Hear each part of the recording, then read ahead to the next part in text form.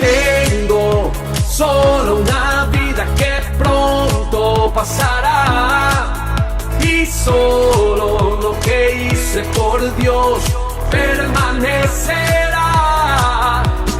Tengo solo una vida que pronto pasará, y solo lo que hice por Dios permanecerá. Antes de comenzar el mensaje de hoy, quiero decirles que les amo. Quiero decirles que las palabras que ustedes van a escuchar hoy realmente nacen de mi compromiso a amarles fielmente, pero más importante que amarles a ustedes, amar al Señor y ser fiel a su palabra y ser fiel a lo que todo el consejo de Dios es. Y hoy yo quiero hablarles a ustedes acerca de un lugar que la Biblia llama el infierno. En un tiempo donde la mayoría de personas ya no creen en el infierno. De hecho, se cree que 74% de las personas sí creen que hay un cielo, pero solo 40% de las personas creen que hay un lugar llamado el infierno. Y 24% de ellos creen que pueden ir. Ahora, 34% están convencidos que seguro que un familiar que ellos conocen, un amigo que ellos conocen, sí va a ir efectivamente al infierno. Ahora, las palabras que nosotros hoy vamos a estudiar realmente vienen de los labios del hombre más amoroso que ha existido sobre la faz de la tierra. Es más, todo lo que en la Biblia se habla del infierno prácticamente salió de los labios de la misma persona. Y es el ser más amoroso de todos. Su nombre es Jesús de Nazaret. Es más, 13% de todo lo que él dijo tenía que ver con el infierno y tenía que ver con el juicio. Más de la mitad de sus parábolas tenían que hablar de un tema de retribución, de paga eterna, de juicio también. Todo lo que nosotros sabemos prácticamente viene de los labios de Jesús. Ahora, ¿por qué? Yo estoy seguro, número uno, que si este tema lo hubiera predicado Pedro, Pablo, nadie lo hubiera creído tanto. Tenía que venir de los labios del mismo Jesús. Número dos, Él nos ama tanto que Él no quiere que nadie se pierda. Y en tercer lugar, Dios quiere que entendamos lo poderoso y lo horroroso cuando nosotros pecamos y fallamos, lo que el pecado realmente representa para Él. Y Él en una ocasión dijo, le voy a contar una historia que va a correr el telón y les voy a contar exactamente lo que pasa en el momento que tú mueres, en el momento que tú das tu último respiro en la tierra. Si usted tiene su Biblia, yo quiero que vaya a Lucas capítulo 16. Y cuando usted tenga Lucas capítulo 16, usted se ponga de pie y lo lea conmigo. Y este capítulo es uno de los más poderosos en la Biblia. Vamos a comenzar a leer Lucas capítulo 16, desde el versículo 19 en adelante.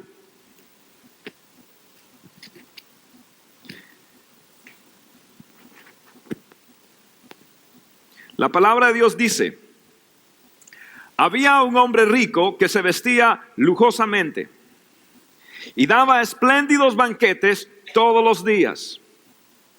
A la puerta de su casa se tendía un mendigo llamado Lázaro, que estaba cubierto de llagas, y que hubiera querido llenarse el estómago con lo que caía de la mesa del rico.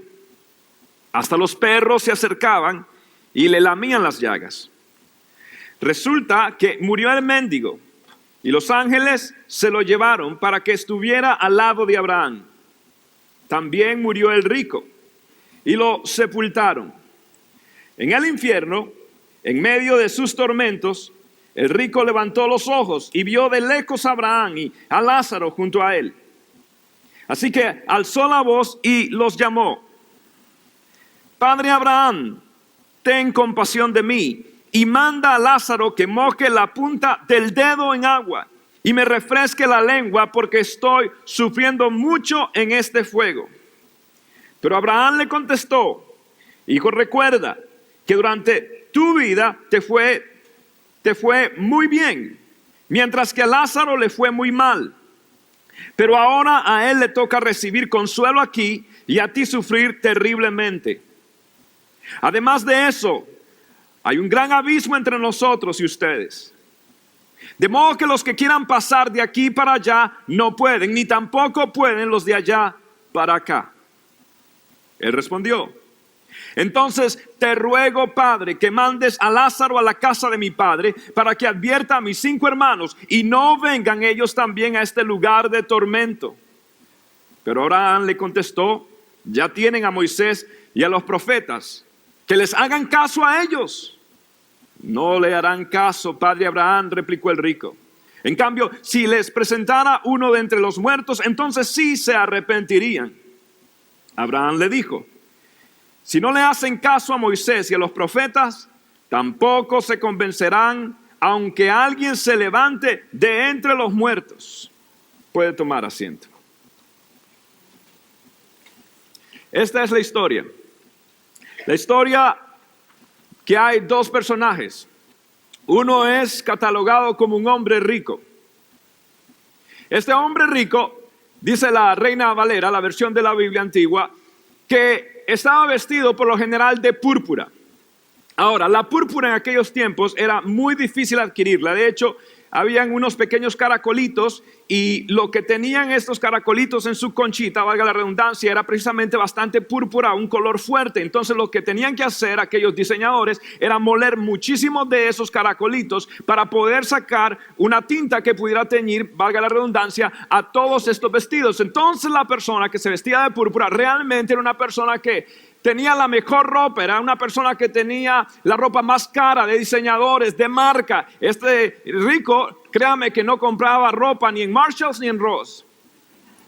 Era una persona que tenía lo mejor, los diseñadores de Europa, por decirlo así, lo mejor de lo mejor. No solamente esto, sino que esta persona también se daba banquetes todos los días, espléndidos, dice la Biblia. Ahora, banquetes espléndidos. En aquellos entonces, según los estudiosos y según los historiadores, en aquellos entonces las personas se daban un gusto una vez al mes, una vez a la semana. En cambio, este rico se daba el gusto cada cuánto, todos los días.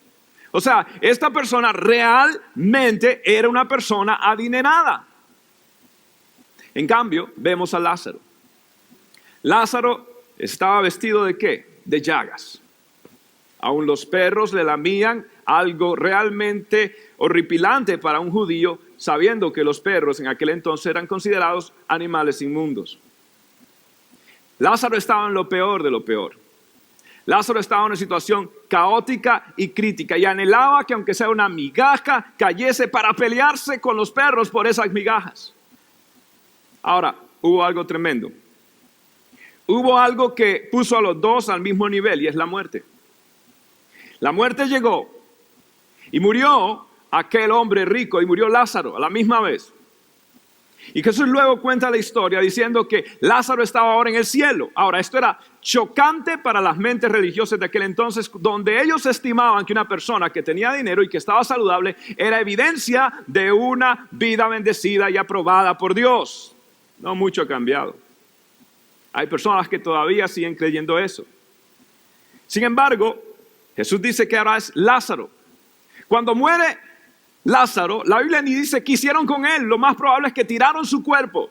Pero cuando muere el hombre rico, dice que le hicieron una sepultura, un mausoleo. Le crearon una esfinge. Ese hombre le hicieron tremendo monumento. Seguro que los líderes religiosos pasaron a decir cuán hombre bueno era y cuánto ayudó a los pobres y a la comunidad. Se oyó música. Se oyeron endechadoras profesionales llorando por él. Se escuchó quizás 21 cañonazos saludando a este hombre que caía ahora. Pero Lázaro nadie. Ahora, el contraste es grande. El contraste es de que Lázaro ahora estaba en el seno de Abraham, o estaba en el lugar llamado el paraíso. Ahora quiero explicarles qué es el Hades y qué es el Seol. El Seol era la palabra para describir en el Antiguo Testamento donde iban todas las personas. Todas las personas descendían, por ejemplo decía cuando morían algunos patriarcas, y descendió junto con sus padres. El Seol, en griego es el Hades, era el lugar de los muertos. Ahora, en ese lugar estaba dividido por 2 compartimentos. En un lado estaba el paraíso. El paraíso es donde estaban aquellos grandes hombres, patriarcas, que siguieron a Dios, que obedecieron a Dios. Y en el otro lado estaba lo que se llamaba el infierno. Y es donde estaban las almas de los impíos. Ahora, ambos estaban en el centro de la tierra. Jesús, dice la palabra en 1 de Pedro capítulo 3, tuvo que descender. Y en un momento determinado le predicó a los espíritus encarcelados. La palabra de Dios dice que Él llevó cautiva la cautividad. Esas personas que estaban en el seno de Abraham, en el paraíso, estaban bloqueados. Había algo que bloqueaba y dividía precisamente ambos. Ellos no podían salir, ellos no podían ir a la presencia de Dios todavía, porque en el fondo ellos no habían recibido la sangre que limpia el pecado del mundo. Ellos tenían sangre de animales, de sacrificios, pero cubría su pecado hasta que Cristo descendió y por 3 días predicó y llevó cautiva la cautividad, liberó a todos esos grandes hombres. Por eso la palabra del Señor dice que ahora Cristo tiene las llaves del Hades y del infierno. Cristo venció con poder y ahora nosotros sabemos que somos parte de la iglesia del Señor y las puertas del Hades no prevalecen contra la iglesia del Señor. Aleluya.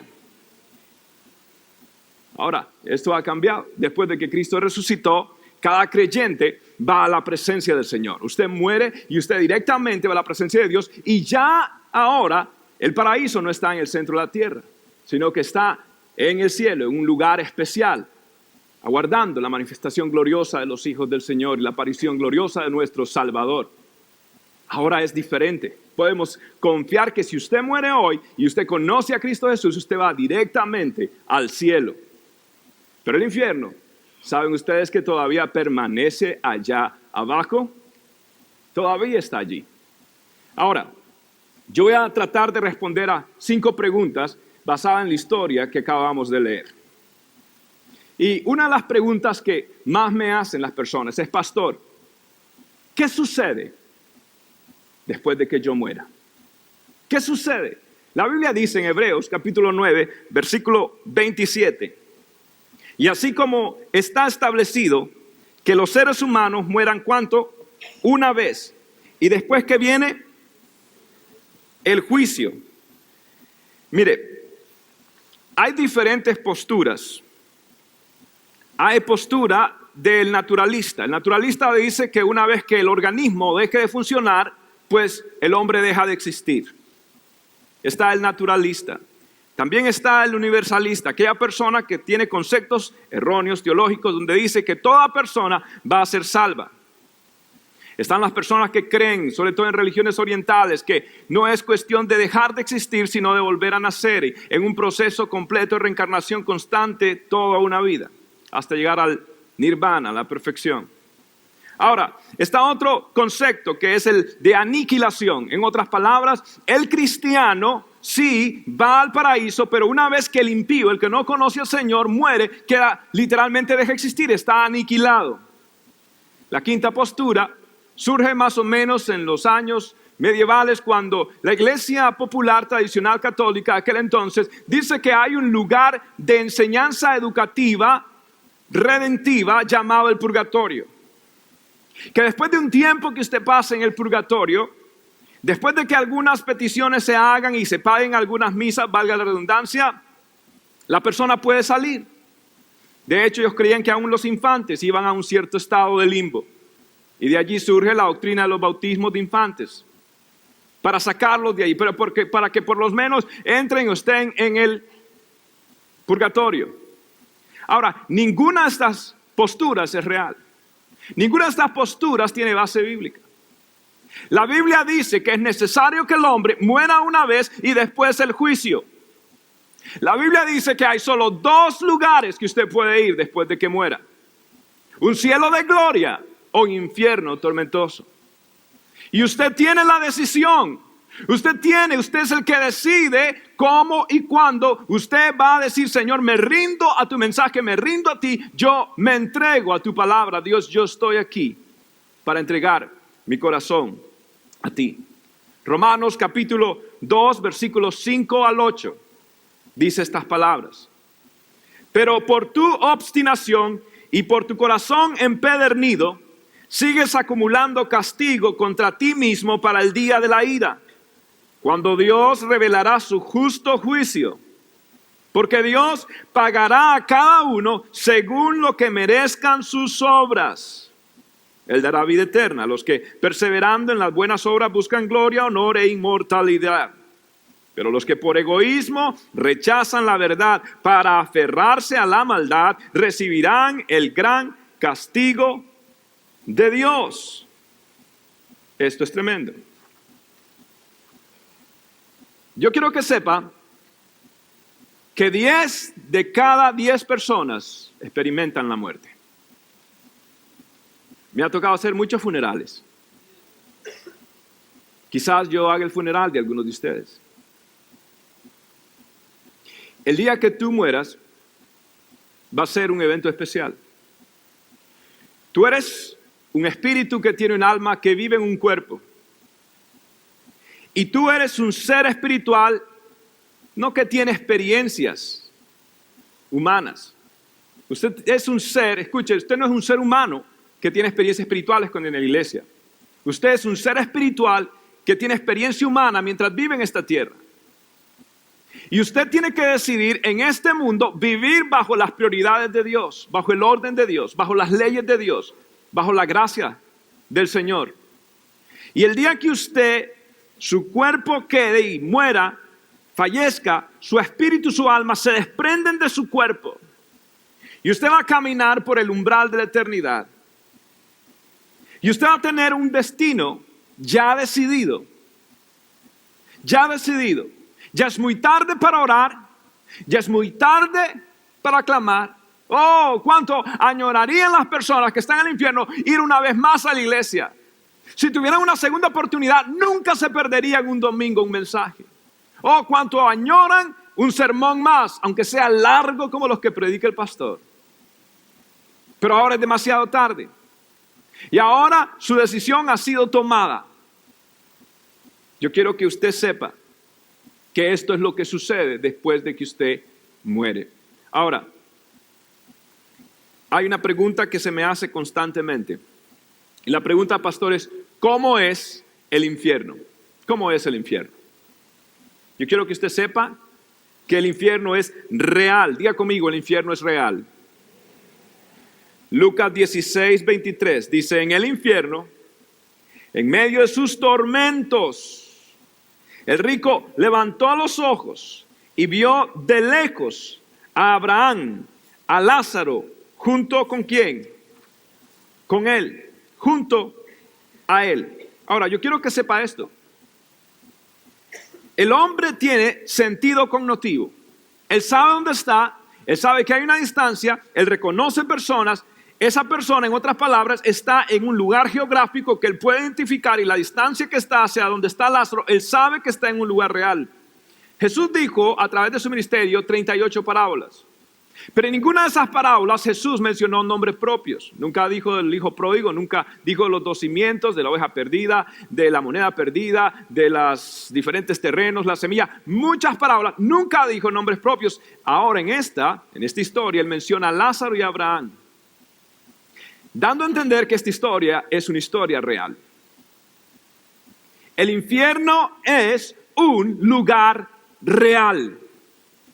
El infierno es un lugar que está geográficamente ubicado debajo de la tierra, en el centro de la tierra.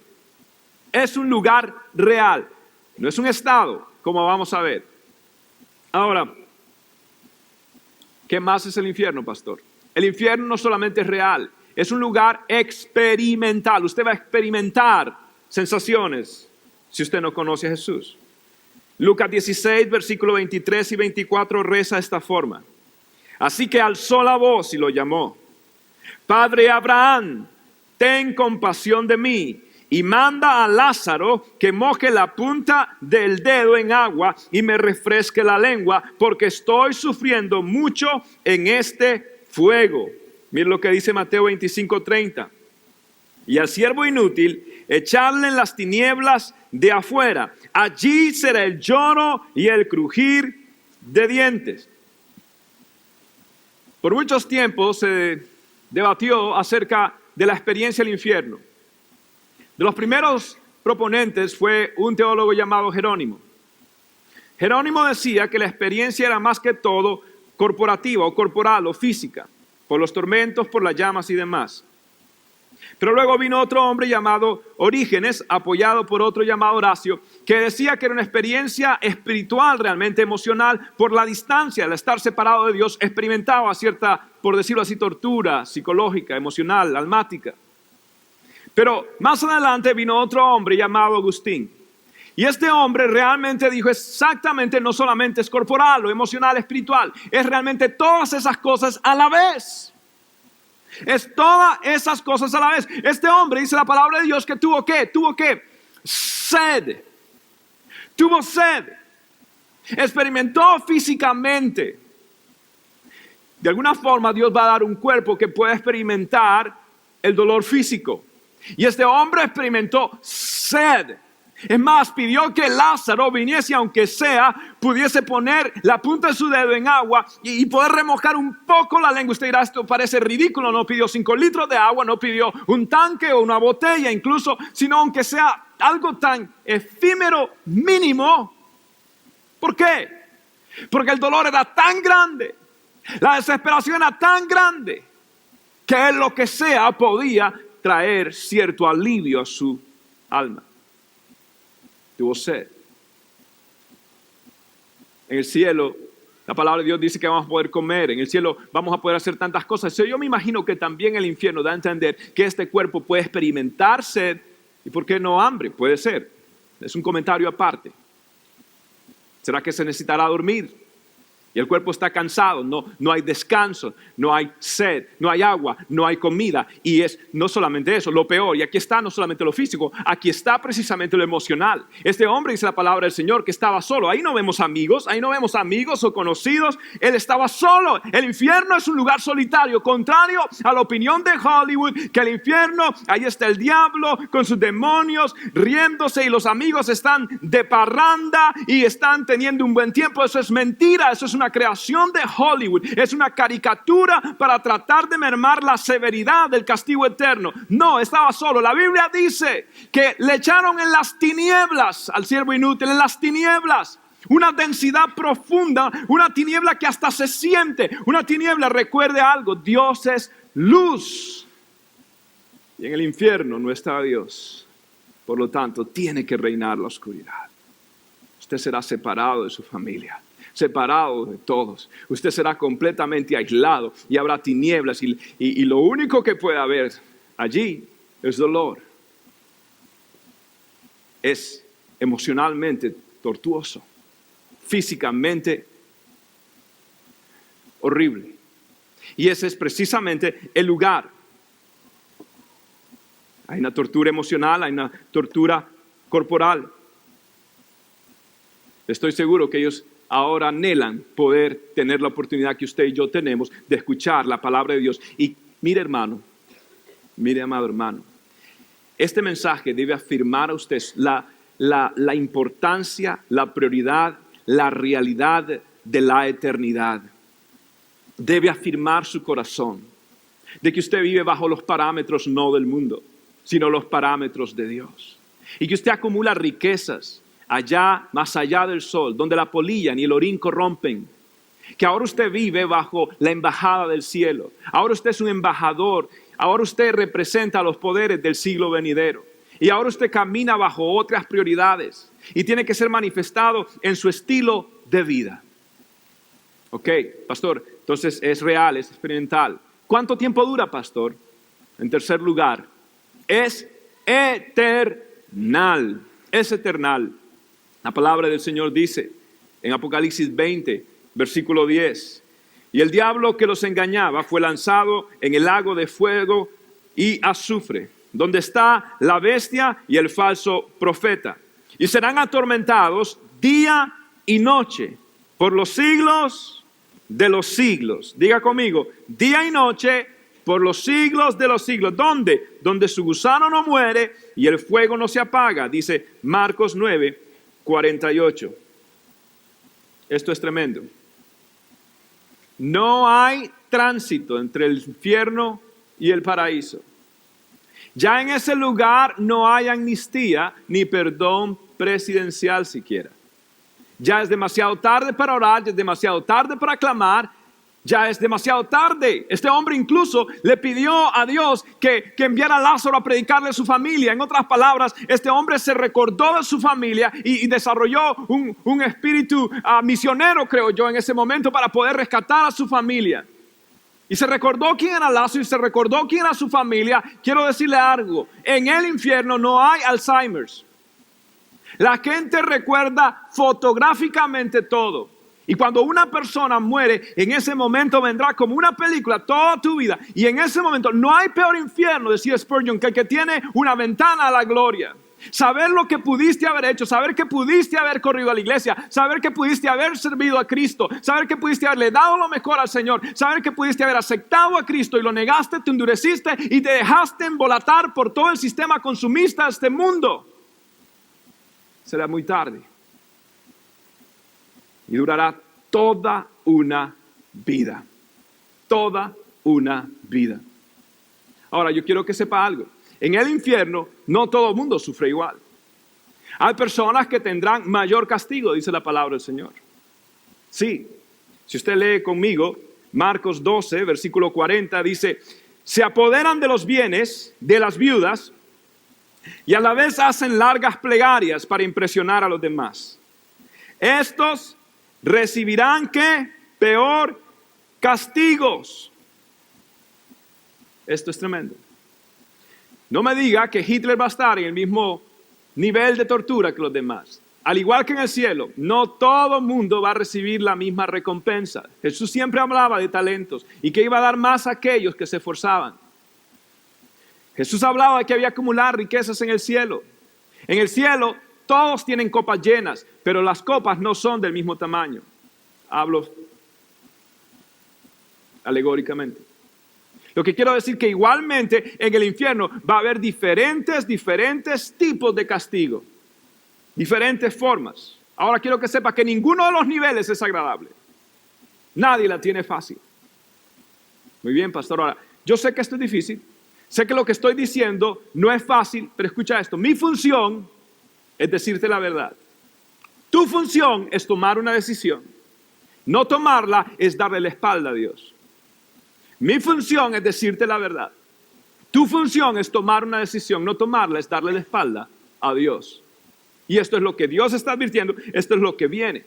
Ahora, la otra pregunta es básica. Pastor, ¿por qué? ¿Por qué? En primera instancia, ¿por qué existe el infierno? En primer lugar, existe como un acto de retribución eterna al diablo y a sus demonios. Marcos 5:41. Entonces dirá también a los de la izquierda: apartaos de mí, malditos, al fuego eterno preparado ¿para quién? ¿Para quién? Para el diablo y ¿quién? Y sus ángeles. Escuche esto. Dios nunca creó el infierno con la gente o con la humanidad en mente. Dios no creó el infierno con la humanidad en mente. En su omnisciencia Él sabía todo, pero su diseño era exclusivo para los espíritus que estaban allí, que habían revelado la tercera parte de los ángeles, se habían revelado, y Dios diseñó esta prisión de oscuridad y Dios puso allí este tipo de personas, este tipo de seres. Ese era el diseño de Dios. Escuche algo. En mi ciudad, en esta ciudad de West Palm Beach, hay muchas prisiones, pero no fueron diseñadas para mí o para ti necesariamente, sino que las personas escogen ir a ese lugar. Entonces yo quiero que tú sepas que en primer lugar fue diseñada precisamente para el diablo y sus demonios. Ahora, en segundo lugar, sí hay una segunda verdad complementaria, y que esto fue diseñado para las personas que rechazan el evangelio de Jesucristo. Es como un retrato eterno de su justicia a los que rechazan a Jesús. Hebreos 10, versículo 27 al 29. Solo queda una terrible expectativa de juicio. El fuego ardiente que ha de devorar a los enemigos de Dios. Cualquiera que rechaza la ley de Moisés morirá irremediablemente por el testimonio de 2 o 3 testigos. ¿Cuánto mayor castigo piensan ustedes que merece el que ha pisoteado al Hijo de Dios, que ha profanado la sangre del pacto por la cual había sido santificado y ha insultado al Espíritu de la gracia? El problema es este. que hay personas que quieren exaltar un atributo de Dios arriba de los otros tributos. Dios sí es amor. Dios sí es todo misericordioso. Dios sí es todo compasivo. Pero la Biblia dice que también Dios es un Dios de justicia. Dios es un Dios severo, de ira. 600 veces se menciona la ira de Dios en la Escritura. Son más de 600 veces. Dios sigue siendo bueno, pero Dios sigue siendo santo y todo a la vez. Y todo perfectamente. Dios es santo. Dios es amor. En todo tiempo y en todo lugar, nunca ha existido un tiempo donde Dios no ha estado ni un espacio que Él no haya llenado. Dios simplemente tiene sus atributos en perfecta armonía. Y Dios sí sigue demandando su justicia. Mire, Romanos 11, versículo 22. Mira pues la bondad y la severidad de Dios. Discúlpenme, Dios es bueno y a la vez severo. Ahí está la palabra de Dios. Yo no lo dije, lo dice la palabra de Dios. Sí, Dios es bueno y Dios es severo y todo a la vez. Y no hay contradicción. Dios es bueno y Dios es severo. Y las personas van a experimentar esa bondad o esa severidad en el momento que partan. Pero yo puedo decirle a usted que si usted conoce a Cristo, lo que usted va a experimentar será la gloria y la bondad del Señor. Yo recuerdo cuando en una ocasión había un hermano en la iglesia llamado Mike Hewitt. Y recuerdo que Mike era un hombre bueno, toda su vida había sido soltero, tendría alrededor de 50 años y en un tiempo hicimos un viaje misionero, conoció una chica en Bucaramanga, Colombia y se gustó, se enamoró de ella, pensaba que se iban a casar y demás, pero de un momento a otro Mike tuvo una enfermedad terminal y se fue deteriorando terriblemente y Mike llegó realmente ya a llegar a lo último y lo tuvieron que llevar a un hospicio porque ya Mike estaba sufriendo y fue tremendo y nosotros íbamos y orábamos por Mike. Cuando los doctores nos dijeron que ya era el tiempo de Mike partir, yo recuerdo que entramos a la sala y empezamos a cantar más allá del sol, más allá del sol. Cuán gloriosa será la mañana. Empezamos a cantar himnos que hablaban de la grandeza y la soberanía y el control de Dios a pesar de los momentos oscuros de la vida. Y en un momento determinado recuerdo levantar mis manos y orar a Dios y recuerdo que le dije a Mike, porque yo sabía que de pronto Mike todavía estaba aferrándose un poco por sus sueños, no sé, lo entendía. Pero recuerdo que le dije a Mike en su oído, Mike, it's okay to go home. Mike, está bien, puedes partir. Recuerdo que alzamos la mano y decía, Señor, gracias por la vida de Mike. Gracias porque fue un voluntario en nuestro ministerio. Gracias porque él servía y él adoraba. Y yo sé que ahora en su momento de partida él será recompensado. Yo te pido, Dios, por Mike. Dios, te entregamos a Mike. Recuerdo que cuando bajamos las manos, o yo bajé las manos, los demás que estaban ahí, después de adorar a Dios, Mike dio su último respiro.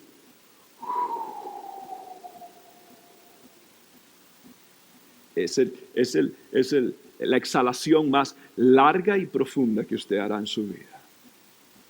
Su pecho se fue hacia abajo. Sus ojos, que ya no podían cerrarse, quedaron con aquel brillo. Oh, amado hermano, de pronto uno de los hermanos, de una forma u otra, no sé, tuvo una visión, una revelación de Dios y él vio como carruajes que venían a recibir a Mike, como un séquito de ángeles. La Biblia dice de Lázaro que vinieron los ángeles del Señor y le llevaron a la presencia de Dios. Wow, yo anhelo ese día. Yo le puedo decir, yo anhelo el día que el Señor me llame a su presencia. Espero ver el rapto de la iglesia. Creo que puedo ver el rapto. Sí creo que hay evidencia profética. Creo, pero mi anhelo realmente, una forma u otra, yo quiero estar en la presencia del Señor. Y anhelo. He visto, me ha tocado despedir niños, me ha tocado despedir ancianos, me ha tocado despedir adultos y estar allí en los momentos finales es algo glorioso. No le puedo explicar, sí sé que hay dolor, sí sé que es difícil, pero hay algo tremendo, hay una paz que no se puede explicar. Esa es la realidad de la eternidad, uno nunca es el mismo. Porque te das cuenta que es una realidad, la eternidad es una realidad. Ok, pastor, tengo otra pregunta. ¿Cómo puede un Dios tan bueno enviar personas al infierno? ¿Cómo puede un Dios tan bueno enviar personas al infierno? Mire usted, Deuteronomio 30, 19. Quiero darle un principio, no es aplicable en este momento, pero es un principio que sí se puede transferir. Mire, hoy pongo al cielo y a la tierra por testigos contra ti, de que te he dado a elegir entre la vida y la muerte, entre la bendición y la maldición. Elige pues la vida para que vivan tú y tus descendientes. Juan 3:36. Ahora, ¿quién elige ahí? ¿Quién elige? Dios dice, esta es la vida o esta es la muerte. ¿Quién elige? Dios es soberano y en su soberanía Él dijo, aquí hay dos lugares. Él sabe cuál usted va a escoger, pero en su soberanía Él dio dos opciones. Y Él dice, aquí hay vida y aquí hay muerte. Aquí está. Tú quieres escoger bendición, aquí está. Quieres escoger maldición, cielo, infierno, bendición, maldición, vida, muerte, Dios, ángeles, demonios. Tú escoges. Tú escoges. Escoge pues la vida. ¿Quién es la vida? Juan 3:36 dice, el que cree en el Hijo tiene la vida eterna. Aleluya. Pero el que se niega a creer en el Hijo no verá la vida, sino que ¿qué verá? La ira de Dios. Mire, Dios está diciendo, mire, Dios hizo al hombre a su imagen y a su semejanza. Vamos a ver la próxima serie, los atributos de Dios. Y hay atributos que no son comunicables, pero hay atributos que son comunicables. En otras palabras, en un grado efímeramente menor, el hombre puede tener esa misma actitud. ¿Cuál es la actitud? En este caso, la actitud de decidir. Usted decide. Usted puede decidir. Dios no fuerza el amor. Dios no va a forzar a alguien a que lo ame. No, Dios toca la puerta y llama. El Espíritu no para siempre contenderá con el hombre, porque Él quiere que todos vengan y que todos procedan al arrepentimiento. Aquel que oye, el que cree, Él puede venir. Dios en su soberanía ha determinado la opción. Y Dios es ambos a la vez. Y esto ha dividido muchas tendencias teológicas porque las personas están cerradas en que Dios es esto. Y lo que quiero decirles es que Dios es más grande de lo que usted se imagina y Dios es todo eso a la vez. Y Dios en su soberanía ha dicho, aquí está la opción. Y la opción es de que usted pueda venir y aceptar a Cristo Jesús y tener la vida. Le voy a hacer una pregunta. En su opinión, ¿usted cree que los pedófilos, que los violadores de niños, que los asesinos merecen tener un castigo por su pecado, sí o no? ¿Sí o no? Le voy a hacer una pregunta, ya no bajo sus estándares, sino bajo los estándares morales de Dios. ¿Usted cree que el pecador merece recibir la consecuencia de su pecado, sí o no? El día de ayer, el juez Douglas Femer sentenció a este hombre que hizo algo atroz. Philip Garrido robó, violó a una niña llamada Jaycee Duggar. Y a los 11 años en California, y la tuvo presa, cautiva, por 18 años, casi 2 décadas. Un hombre perverso. Su esposa Nancy también contribuyó. Entonces este juez llegó y condenó, Douglas Femer, y condenó a este hombre Garrido. Ahora le voy a hacer una pregunta. ¿Quién tuvo la culpa de que Philip Garrido terminara en la prisión por 431 años de sentencia? Seguro que fue Douglas el culpable. Seguro que fue Douglas Femer el culpable. ¿Verdad que fue él el culpable? ¿No fue Douglas? ¿No fue el juez? ¿Quién fue el culpable? El culpable fue él. Y el juez dijo, esta es la ley y esto es en mi soberanía, en lo que a mí me corresponde, este es lo que voy a aplicar. Entonces, ¿quién envía al infierno? ¿Quién envía al infierno?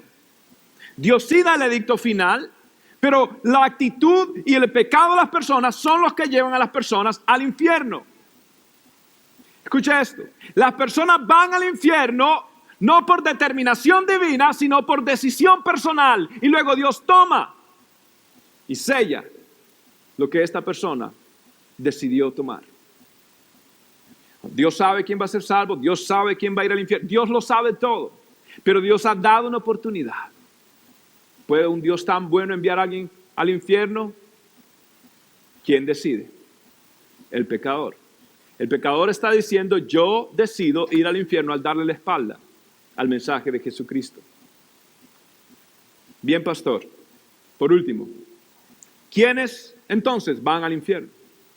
Bien, hay dos tipos de personas. Los que rechazan el regalo de salvación de Jesús. Segunda de Tesalonicenses, capítulo 1, versículos 7 al 9. Esto sucederá cuando el Señor Jesús se manifieste desde el cielo, entre llamas de fuego, con sus poderosos ángeles, para castigar a los que no conocen a Dios ni obedecen ¿qué? El evangelio de nuestro Señor Jesús. Ellos sufrirán el castigo de la destrucción eterna, lejos de la presencia del Señor y de la majestad de su poder. Quiero que sepa esto. Y yo sé que esto es difícil aceptarlo, pero mi deber, mi función es decirte la verdad. Tu función es tomar una decisión y no tomarla es darle la espalda a Dios. Y escucha lo que te voy a decir.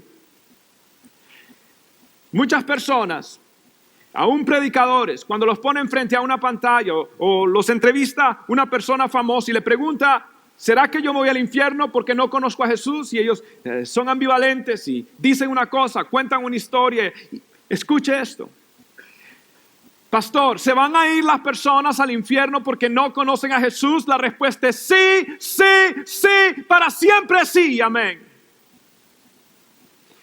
Escucha esto. Te lo voy a decir llanamente. Te lo voy a decir claramente, te lo voy a decir compasivamente, te lo voy a decir inequívocamente. Si tú no tienes a Jesús, vas de camino al infierno. Y yo estoy aquí para decirte, no tienes que ir allá. Acepta a Cristo, acepta el regalo, porque no hay otro nombre dado a los hombres en el que podemos ser salvos. Nadie viene al Padre si no es por el Hijo. Es Cristo Jesús tu solución, es Cristo la única esperanza. Pastor, ¿sí puede ser el budismo? No. El protestantismo no. El catolicismo no. Testigos de Jehová, no. Mormones, no. Nadie, solamente un nombre, y su nombre es Jesucristo de Nazaret, Salvador del mundo.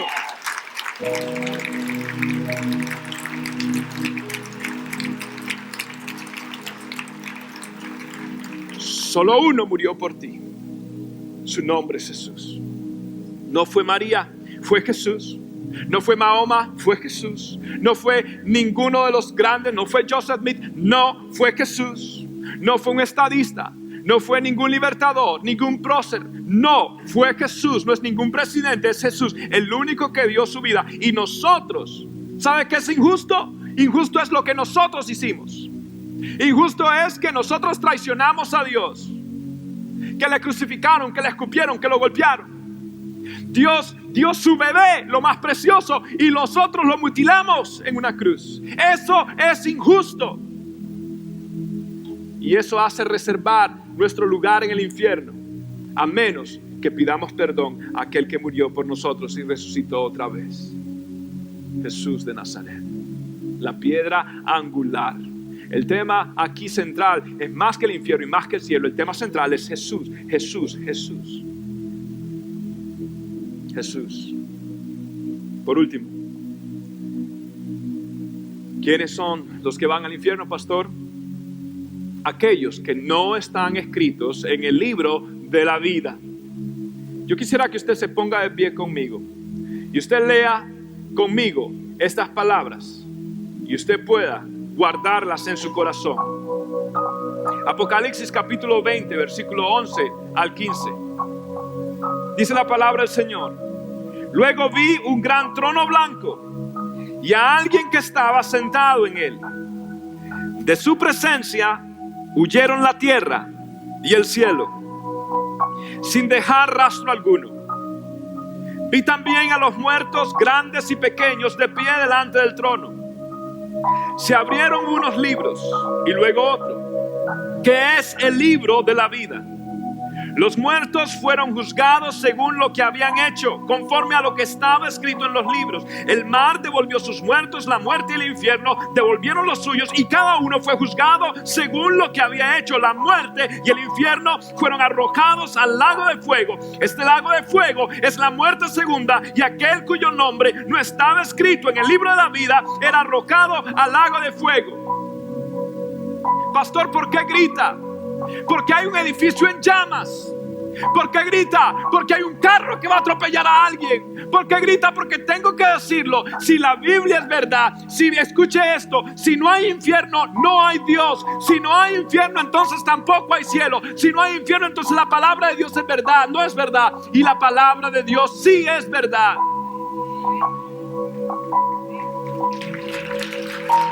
Escuche esto. Mi función es decirte la verdad. Tu función es tomar una decisión. Y no tomarla es darle la espalda a Dios. No es fácil predicar esto. No estoy tratando de ganar puntos. No estoy tratando de que la iglesia crezca. Esta no es la estrategia de crecimiento de la iglesia. Pero esta es la verdad de Dios, que no se compromete. La buena noticia es esta: usted no tiene que ir al infierno, no tiene que ir allí. Usted hoy puede recibir a Cristo Jesús. Yo voy a hacer una oración, y en esta oración yo te doy a ti la oportunidad. Dios está usándome para darte a ti la oportunidad, para decirte a ti: no tienes que ir al infierno. Y la mejor manera y la única forma realmente es pidiéndole perdón a Dios, pidiéndole perdón a Jesús, diciendo: Señor, perdona mi pecado, te entrego mi corazón, te entrego mi vida, estoy cansado de vivir mi vida a mi manera, me he dado cuenta que te necesito. Y haga usted hoy un pacto con Jesucristo de Nazaret. Invítelo a entrar. Su problema no es emocional, su problema no es nada más de eso, su problema es espiritual. Usted necesita a Dios. Se manifiesta en su casa, se manifiesta en sus relaciones, se manifiesta en todo lo que está rodeando, pero su verdadero problema es que usted necesita a Dios. Y Dios quiere salvarlo del infierno venidero, pero aún del estilo de vida infernal que vivimos acá en la tierra. Quiere hacerlo. Yo voy a hacer una oración, y aquella persona que diga: pastor, yo quiero a Jesús, yo quiero tomar una decisión por Jesús, yo quiero aceptar a Cristo en mi corazón. Si usted quiere hacerlo, yo hacer esta oración es la oración más importante de su vida. Decirla no cambia a nadie. La Biblia dice: es confesar y creer en el corazón.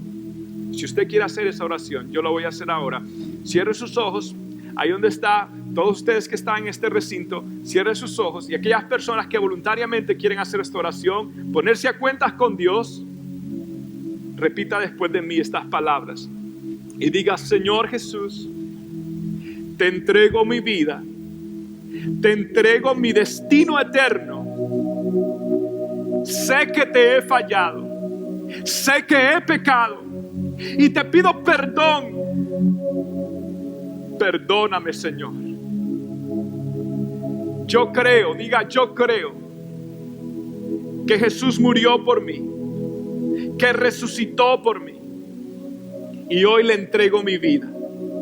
Le declaro como el Señor de mi vida, y hago un pacto con Él, que viviré para Él desde hoy hasta la eternidad. Gracias, Jesús, por perdonarme, por salvarme y por entrar en mi corazón y hacerme tu hijo. En el nombre del Padre, del Hijo y del Espíritu Santo. Amén y amén. Tengo solo una vida que pronto pasará, y solo lo que hice por Dios permanecerá. Tengo solo una vida que pronto pasará, y solo lo que hice por Dios permanecerá.